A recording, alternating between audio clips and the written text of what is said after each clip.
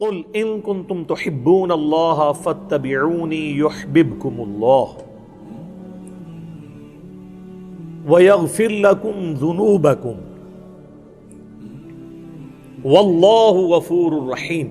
اے محبوب صلی اللہ علیہ وآلہ وسلم ارشاد فرما دیجئے کہ اگر تم اللہ سے محبت کرتے ہو یا اس کے دعوے دار ہو تو پھر میری اتباع کرو، یعنی نبی صلی اللہ علیہ وآلہ وسلم کی، تو اللہ تم سے محبت کرے گا اور تمہارے گناہوں کو بھی معاف فرما دے گا،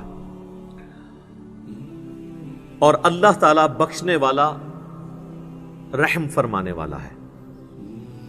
میرے بھائیوں، اتباع کے حوالے سے میں نے بتایا تھا کہ اتباع کی ڈیفینیشن ہوتی ہے محبت کے ساتھ کسی کی پیروی اختیار کرنا، یعنی اطاعت پلس محبت از اکول ٹو اتباع۔ تو ظاہر ہے اس میں پھر ایک قلبی رجحان بھی ہونا چاہیے، اور میں نے بتایا تھا کہ ہمارے ہاں ایک مکتب فکر صرف اطاعت رسول کے اوپر زور دیتا ہے اور محبت والا ایلیمنٹ پس پش ڈال دیتا ہے، اور دوسرا مکتب فکر محبت والے ایلیمنٹ کو اتنا ڈومیننٹ کرتا ہے کہ وہ کہتا ہے کہ اب بس جو بھی ہیں تیرے محبوب کی امت سے ہیں، اسی تے بندے دا پتر کوئی نہیں بڑھنا، اسی طریقے سے ہی ہم چلیں گے۔ وہ دوسری ایکسٹریم پہ چلے جاتے ہیں، جبکہ قرآن میں اطاعت رسول کا بھی حکم ہے صلی اللہ علیہ وآلہ وسلم، اور اتباع رسول کا بھی۔ اتباع میں یہاں تک بھی ہوتا ہے کہ محبت کی وجہ سے انسان بغیر کسی لاجک کے، بغیر کسی کے حکم دیے بھی وہ کام کرنا شروع کر دیتا ہے جس کے ساتھ اس کی عقیدت وابستہ ہوتی ہے۔ اس کی چند ایک مثالیں میں نے بخاری اور مسلم کی روشنی میں پچھلی قرآن کلاس کے اندر ڈسکس کی تھی، آج ان کو ریپیٹ کرنے کی ضرورت نہیں ہے۔ کچھ کریٹیکل احادیث اس کانٹیکسٹ میں چاہ رہا ہوں ڈسکس کر لوں۔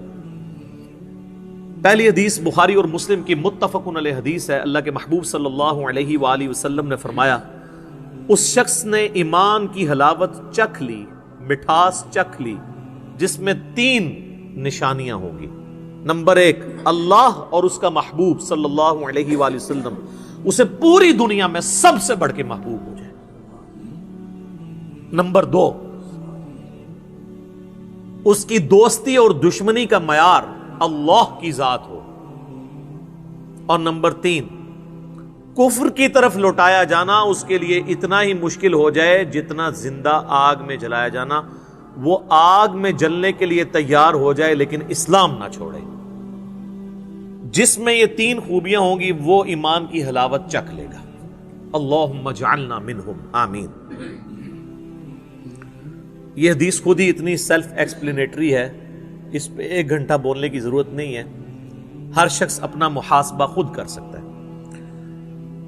ایک اور حدیث ہے بخاری اور مسلم میں، متفق علیہ حدیث ہے، شروع میں ہی کتاب الایمان میں، تم میں سے کوئی شخص اس وقت تک مؤمن نہیں ہو سکتا جب تک کہ میں اسے اس کے ماں باپ، اولاد، سب لوگوں سے بڑھ کر عزیز نہ ہو جاؤں۔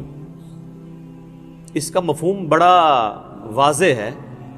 محبت کا تقاضا یہ نہیں ہے کہ صرف اونچی آواز میں نعرہ لگا لیا جائے، بلکہ پوری دنیا، حتیٰ کہ اس کے ماں باپ، اولاد اور سب رشتہ دار، پوری دنیا والے ایک طرف کھڑے ہوں اور اللہ کے محبوب صلی اللہ علیہ وآلہ وسلم اسے دوسری طرف بلا رہے ہوں، تو وہ سب کی پرواہ کیے بغیر اللہ کے محبوب صلی اللہ علیہ وآلہ وسلم کی دعوت پر لبیک کہے۔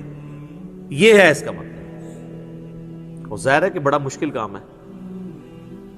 یہاں پر تو ایک نوجوان کے لیے داڑھی رکھنا مشکل ہو جاتا ہے، پہلے ماں باپ ہرڈل بنتے ہیں، بعد میں بیویاں۔ عورتوں کے لیے نقاب کرنا مشکل ہو جاتا ہے کہ ہم اس معاشرے میں مس فٹ ہیں، اور ویسے ان سے پوچھے تو وہ کہیں گے کہ اللہ کے نبی سے سب سے بڑھ کے ہم محبت کرتے ہیں صلی اللہ علیہ وآلہ وسلم۔ تو محبت کو جسٹیفائی کرنا ہے اطاعت اور پیروی کے ساتھ، حکم عدولی والا معاملہ نہ ہو۔ جس سے محبت کرتا ہے نا، پھر اس کے لیے کر گزرتا ہے انسان۔ یہاں تو لوگ دنیاوی محبت میں اور عشق مجازی کے اندر خودکشی کر جاتے ہیں، تو وہ پھر کسی حد تک ویسے اپنی محبت میں جسٹیفائی ہوتے ہیں کہ جان دے دیتے ہیں، باقی ان کا عمل جو ہے وہ تو غلط ہے۔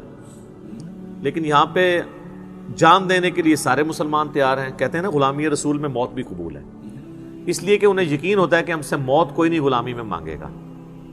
ہم سے ڈیمانڈ ہوگی فجر کی نماز جماعت سے پڑھنے کی، یہ تو ہم پڑھ نہیں سکتے. موت ہمیں قبول ہے کیونکہ موت تو ہم سے کسی نے مانگنی نہیں ہے. وہ تو لڑ گئے لڑنے والے اللہ کے لیے قادسیہ اور یرموک اور بدر و احد رضی اللہ عنہم اجمعین وعلیہم السلام اجمعین ورحمہم اللہ اجمعین آمین. ہم تو صرف دعوے دار ہیں. ہم ایئر کنڈیشن ماحول میں بیٹھ کے بھی خشوع خضوع کے ساتھ نماز نہیں پڑھ سکتے. ٹیلی فون ہم نے سیل فون جو ہے وہ سائلنٹ پہ نہیں وائبریٹر پہ لگایا ہوتا ہے کہ نماز کے دوران اگر آ جائے مجھے پتہ تو چل جائے. جب ہمارا اللہ سے کمٹمنٹ کا لیول یہ ہوگا تو پھر ظاہر ہے اس کی آؤٹ پٹ تو ویسے ہی نکلے گی نا کہ کہتے ہیں جی نماز میں وہ عجیب و غریب قسم کے خیالات آتے ہیں. جب آپ نماز کے باہر ان خیالات میں رہتے ہیں تو نماز میں بھی اسی خیال میں ہی رہیں گے نا. سوئچ آف تو کوئی نہیں کر سکتا. ایک اور حدیث ہے صحیح بخاری میں، نبی صلی اللہ علیہ وآلہ وسلم اور سیدنا عمر چہل قدمی کر رہے تھے اور نبی علیہ السلام نے حضرت عمر کا ہاتھ پکڑا ہوا تھا. تو سیدنا عمر تھوڑے سے فرینک ہو گئے رسول اللہ کے ساتھ صلی اللہ علیہ وآلہ وسلم کہ مجھ پہ اتنی شفقت ہے، تو انہوں نے کہا تھوڑی حاضری ہم بھی لگوا دیں. صحیح بخاری کے الفاظ ہیں، انہوں نے کہا یا رسول اللہ اس پوری دنیا میں سب سے بڑھ کر مجھے آپ عزیز ہیں سوائے اپنی جان کے. ویسے سچ بولا انہوں نے. غصے والا بندہ جو ہے نا سچ بولتا ہے، جس کے مزاج میں تیزی ہونا سچائی بھی ہوتی ہے. تو ہم ہوتے تو شاید ہم جھوٹی موٹی کہہ دیتے کہ یا رسول اللہ اپنی جان سے بھی بڑھ کے. تو انہوں نے سچ بولا کہ میں اپنی جان کو چھوڑ کے باقی دنیا کی ہر چیز سے بڑھ کے آپ کو محبوب رکھتا ہوں. تو آپ صلی اللہ علیہ وآلہ وسلم نے فرمایا نہیں بلکہ اپنی جان سے بھی بڑھ کے. تو ان کا یا رسول اللہ اپنی جان سے بھی بڑھ کے. تو آپ نے فرمایا ہاں اے عمر اب بات بنی، اب تیرا ایمان مکمل ہوا ہے. جب تک میں تجھے تیری جان سے بھی بڑھ کر عزیز نہ ہو جاؤں تیرا ایمان کامل نہیں ہو سکتا. اگر سیدنا عمر فاروق رضی اللہ تعالیٰ عنہ علیہ السلام کے ایمان کے کامل ہونے کے لیے ان کی عبادات اور دین کے لیے خدمات کے ساتھ رسول اللہ سے انتہا درجے کی عقیدت اور محبت ہونا ضروری ہے، تو ہمارے لیے تو بدرجہ اولا ضروری ہے. اللہم انی اسألک حبک وحب حبیبک صلی اللہ علیہ وآلہ وسلم وحب من یحبک وحب عمل یقربنی الی حبک آمین. ایک اور حدیث ہے صحیح بخاری میں، کافی لمبی حدیث ہے، اس کا کنکلوژن اس پہ ہوتا ہے کہ نبی صلی اللہ علیہ وآلہ وسلم نے فرمایا محمد فرق بین الناس، لوگوں میں حق اور باطل میں فرق محمد ہیں صلی اللہ علیہ وآلہ وسلم. آپ مزے کی بات دیکھیں، یہ جو فرقان کا لفظ ہے نا یہ قرآن کے لیے بھی آیا ہے. شہر رمضان الذی انزل فیہ القرآن ھدی للناس وبینات من الھدی والفرقان. رمضان کا مہینہ وہ ہے جس میں قرآن نازل ہوا جو لوگوں کے لیے، پوری انسانیت کے لیے ہدایت ہے، صرف مسلمانوں کے لیے نہیں، پوری انسانیت کے لیے. اور اس میں ہدایت کے روشن دلائل ہیں اور یہ حق اور باطل میں تمیز کرنے والی کتاب ہے الفرقان. اولڈ ٹیسٹمنٹ اور نیو ٹیسٹمنٹ پہ اب یہ مہیمن بن کے یہ کتاب آئی ہے، فائنل ٹیسٹمنٹ قرآن. اور جس شخصیت پہ نازل ہوئی وہ بھی الفرقان ہے. محمد فرق بین الناس، محمد لوگوں میں حق اور باطل میں فرق ہے. ایک اور حدیث ہے صحیح بخاری میں، یہ وہ حدیث ہے جس کو مس یوز لوگوں نے کیا، آدھی حدیث بیان کر کے کہ جس نے کلمہ پڑھا وہ جنت میں جائے گا. امام بخاری نے صحیح بخاری میں بالکل آخر میں جا کے نا ایک باب باندھا ہے.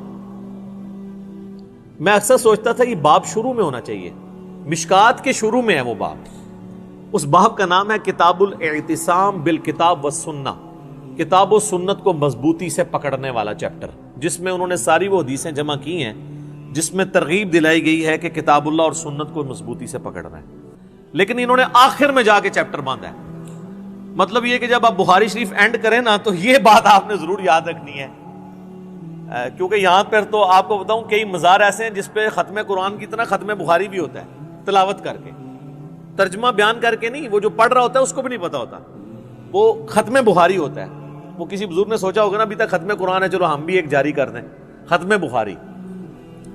تو ختم بخاری جب ہو رہا ہو اور اس کے اینڈ پہ پہنچے ہوں تو کتاب و سنت کو مضبوطی سے پکڑنے والی احادیث ان کے سامنے ہے۔ اس میں ایک حدیث ہے، نبی صلی اللہ علیہ وآلہ وسلم نے فرمایا میری پوری امت جنت میں جائے گی سوائے اس شخص کے جس نے جنت میں جانے سے انکار کر دیا۔ سر کون ہے جو جانے سے انکار کرے گا؟ ہم تو بغیر کچھ کیے جانے کے لیے تیار ہیں، تو انکار کیوں کرنا ہے؟ بن بلائے مہمان بنے ہوئے ہیں سارے کلمہ گو مسلمان، تو انکار کس نے کرنا ہے؟ تو صحابہ نے بھی یہی پوچھا، یا رسول اللہ یہ انکار کون کرے گا؟ آپ نے فرمایا آپ جواب سنیں کتنا انٹلیکچوئل ہے۔ جو صحیح مسلم کی حدیث ہے، مجھے اللہ نے جوامع کلمات کے ساتھ مبعوث کیا ہے، بات مختصر لیکن اس کی گہرائی بہت زیادہ۔ آپ نے فرمایا جس نے میری اطاعت کی وہ جنت میں جائے گا، اور جس نے میری نافرمانی کی اس نے جنت میں جانے سے انکار کر دیا۔ اس نے خود ہی انکار کر دیا، تو پوری امت جنت میں جائے گی سبجیکٹڈ ٹو، اس شرط کے ساتھ کہ وہ اطاعت اختیار کرے۔ باقی وہ چیز اپنی جگہ موجود ہے کہ جس نے ایک دفعہ بھی صدقے دل سے کلمہ پڑھا ہے، اگر اس کی زندگی کا ڈومیننٹ پہلو برائیوں پہ ہے تو الٹیمیٹلی ایک نہ ایک دن وہ اپنا عذاب بھگت کے جنت میں جائے گا۔ وہ تو عقیدہ ہے، لیکن یہ بڑا خطرناک معاملہ ہے۔ یہ یہاں ایئر کنڈیشن کمرے میں بیٹھ کے یہ بات کرنا بڑی آسان ہے، لیکن 5 منٹ کے لیے نہیں، 5 سیکنڈ کے لیے موم بتی کے فلیم کے اوپر یوں ہاتھ رکھنا یہ مشکل ہے۔ اور وہ مسلمان کہہ رہا ہوتا ہے خیر ہے جی ایک پھیرا ہی لگے گا نا، پھر تو جنت ہی ٹور ہی جانا ہے۔ ایک پھیرا جو 5 سیکنڈ کے لیے موم بتی نہیں برداشت کر سکتا، وہ کہتا ہے ایک پھیرا لگے گا۔ جبکہ بخاری اور مسلم دونوں میں حدیث ہے کہ جہنم کی آگ دنیا کی آگ سے 70 گنا تیز ہے۔ اللہم اجرنا من النار۔ اور بخاری اور مسلم کی متفق علیہ حدیث ہے کہ جہنم کا سب سے ہلکا عذاب یہ ہے کہ پاؤں میں آگ کی جوتیاں پہنائی جائیں گی اور اس کی تپش سے دماغ ہنڈیا کی طرح کھولے گا۔ یہ سب سے ہلکا عذاب ہے۔ تو بھاری عذاب کون اس کو بریف کر سکتا ہے؟ ویسے آنکھیں بند کرنی ہے تو بے شک کر لیں۔ وہ جو مولا علی کا قول ہے کہ انسان سویا ہوا ہے مرتے ہی جاگ جائے گا، اوہ اصل زندگی تو یہ تھی، لیکن اس وقت جاگنے کا فائدہ نہیں۔ ایک اور حدیث ہے، مسند امام احمد میں ہے، المستدرک للحاکم کے اندر بھی ہے، مشکات میں بھی آپ کو مل جائے گی شروع میں ہی۔ اللہ کے محبوب صلی اللہ علیہ وآلہ وسلم نے زمین پہ ایک سیدھی لکیر کھینچی اور اس کے دائیں اور بائیں کچھ ٹیڑھی لکیریں کھینچی ایسے، اور آپ نے اس سیدھی لکیر کے اوپر ہاتھ رکھ کے کہا وَأَنَّ هَذَا صِرَاطِي مُسْتَقِيمًا، یہ ہے سیدھا راستہ میرا، اس کی پیروی کرو، ادھر ادھر کے ٹیڑھے راستوں کی پیروی نہ کرو ورنہ تمہیں وہ اللہ کے راستے سے ہٹا دیں گے۔ یہ وہ چیز ہے جس کی اللہ تمہیں وصیت کرتا ہے۔ یہ آیت آپ نے تلاوت کی سورۃ الانعام کی، اور پھر آپ نے فرمایا یہ ارد گرد ٹیڑھے راستے ابلیس کے راستے ہیں اور یہ سینٹر میں جو سیدھا راستہ ہے یہ میرا راستہ ہے، نبی صلی اللہ علیہ وآلہ وسلم کا راستہ۔ لہذا یہ اکثر لوگ جو کہتے ہیں نا جی سارے راستے جو ہیں وہ حق پہ ہی ہیں، اور پھر مثالیں دیتے ہیں، کہتے ہیں جی آپ نے مقصد تو سفر طے کرنا ہے، کوئی گاڑی میں سفر کرتا ہے، کوئی ٹرین میں کرتا ہے، کوئی پیدل جاتا ہے، راستے بھی مختلف ہو کے آپ پہنچ ہی جاتے ہیں منزل مقصود پہ۔ یہ دنیا کی مثالیں اللہ کے راستے کے لیے آپ نہیں دے سکتے، کیونکہ اللہ کا معاملہ تو بالکل الگ ہے، اس نے تو راستہ ایک بتایا ہے۔ اسی لیے آپ دیکھیں ہدایت کے راستے کو قرآن میں ہمیشہ سنگولر کے صیغے سے خطاب کیا گیا ہے، اہدنا الصراط المستقیم، اے اللہ سیدھا راستہ دکھا، صراط الذین انعمت علیہم، وہ راستہ جس پہ تیرے نیک انعام یافتہ لوگ چلے۔ تو نیک انعام یافتہ لوگ راستے پر چلے، راستوں پہ نہیں چلے۔ جب ایک سے زیادہ ہوں گے تو وہ نبی علیہ السلام کا راستہ نہیں ہوگا۔ یہاں کہتے ہیں سارے حق پہ ہیں جی، کہتے ہیں جی وہ سب نے اسی ایک بڑی نہر سے یا سمندر سے ہی پانی لیا ہے۔ دنیا میں تو ہم نے دیکھا ہے کہ اگر کھارے پانی کی نہر ہے تو اس کی جتنی بھی ندیاں نکالیں وہ کھاری ہوتی ہیں، اور میٹھے کی ہے تو میٹھی ہوتی ہیں. تو یہ کیسی آپ کی نہریں ہیں کہ جس میں 180 ڈگری چیزیں ہوتی ہیں، حتیٰ کہ آپ کے ٹالرنس کا لیول یہ ہے کہ آپ نے 300-350 سال تک خانہ کعبے میں 4 مسلے ڈال کے رکھے ہیں. اگر آپ یہ سمجھتے ہیں کہ چاروں اہل سنت کے امام حق پر تھے تو 4 مسلے ان کے نام پہ کیوں ڈال دیے؟ چلیں 4 نمازیں بانٹ لیتے کہ ایک امام کا ماننے والا پڑھائے گا، دوسرا، تو پھر تو بات سمجھ آتی. 4 مسلے الگ کر دیے، نمازیں الگ کر لیں، اس کے باوجود راگ الاپنا. یہ تو اسی طریقے سے ہے کہ کوئی شخص اب ضد کرے کہ جی یہ میرے سامنے جو سٹاپ واچ ہے، یہ سٹاپ واچ نہیں پڑی ہوئی ہے، یہ گاڑی کھڑی ہے. ٹھیک ہے، اس کے لیے وہ کہ جی آپ ذرا اس کو محدبت سا لگا کے دیکھیں یہ چورس بھی ہے، یہ تھوڑی سی بڑی ہو جائے گی، یہ جو آپ کو نظر آ رہا ہے نا یہ ٹائر ہے، آپ کو اصل میں پتہ نہیں چل رہا. تو آپ جتنی مرضی کہانیاں کرائیں، جو چیز ہے وہی رہے گی. بہرحال گورا اس کہانی میں نہیں آتا. وہ کہتا ہے یار کوئی علمی کتابی بات کرو، جو ہم کہتے ہیں کہ مرنے سے پہلے اے مسلمان کر لے اس پہ غور، کتابوں کا خدا اور ہے، بابوں کا خدا اور.